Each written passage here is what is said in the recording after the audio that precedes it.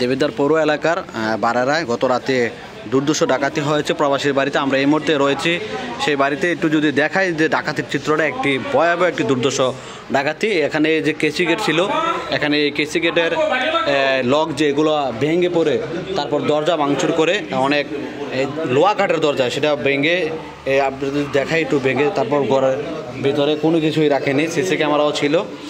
দরজা ভেঙে আমরা যদি দেখাই সব কিছু লুটপাট এবং ডাকাতি করে নিয়ে যায়। আমরা শুধু এই দিকটা যদি একটু দেখাই, এই রুমে যে ডাকাতি হয়েছে সেই চিত্রটা যদি একটু দেখাই, দেখতে পাচ্ছেন কোনো কিছু বাকি নেই।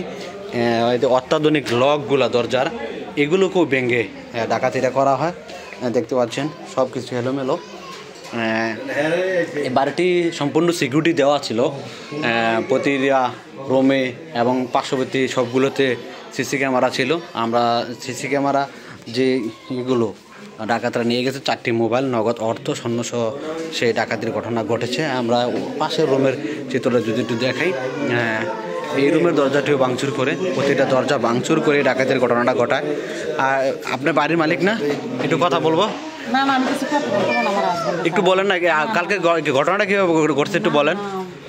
আর কেউ চাই একটু দেখি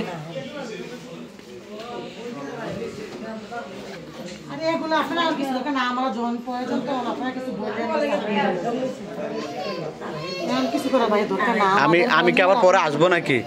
আমি তো এখন আসছি, এখনই আমার কাজ হলো। গত রাতে এই ডাকাতির ঘটনাটা ঘটেছে।